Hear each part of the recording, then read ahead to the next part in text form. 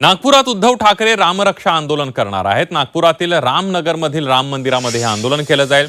राम मंदिरामध्ये रामरक्षा पठण करण्यात येणार आहे। राम मंदिर ट्रस्टचे अध्यक्ष रवी वाघमारे यांनी या संदर्भात माहिती दिली आहे। मंदिर आंदोलनाची जागा नाही असंही वाघमारे यांनी म्हटलेलं आहे।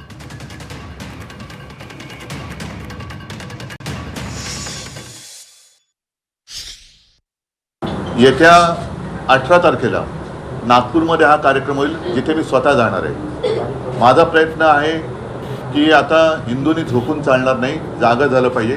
आपल्या हिंदुत्वाचा, आपल्या हिंदू धर्माचा दुरुपयोग करून जर लुटण्याचा कार्यक्रम कोणी करत असेल तर त्यांना आता त्यांची जागा दाखवण्याची वेळ आलेली आहे। हे रामाचे मालक कोण कधीपासून झाले? कोण कुठल्याही मंदिराविषयी म्हणतो मी?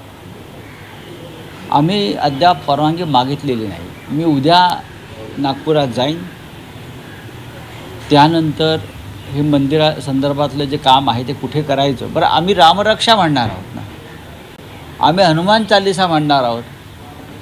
आता ह्याच्यासाठी जर परवानगी घ्यावी लागत असेल तर हे काय हिंदुत्वाचे कोणी मालक झाले आहेत का? नाही। त्या न्यासाचे अध्यक्ष जरी देवेंद्रजी असले तरी ते रामभक्त आहेत, आजीवन सदस्य आहेत, आणि आम्ही रामाचे आजीवन भक्त आहोत। उलेमा बचाव टोळीने हा त्यावेळी प्रश्न उपस्थित केला, त्यामुळे यांना अधिकार नाहीये राम मंदिरातील दानपेटी चोरीवर प्रश्न विचारण्याचे। तुम्ही हिंदू मंदिरांवरील या गैरव्यवहार झाले म्हणून तुम्ही काही रामरक्षा म्हणताय, त्या रामरक्षामधले 2 ओळी तरी तुम्हाला म्हणता आल्या का हो? 2 ओळी सुद्धा तुम्हाला म्हणता आलेला, वाचून बोलता आल्या नाहीत। आणि यांना काय अधिकार आहे हो?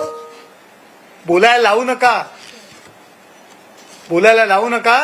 हिंदू देवदेवतांबद्दल आपली काय मतं आहेत ती आम्हाला माहीत आहे।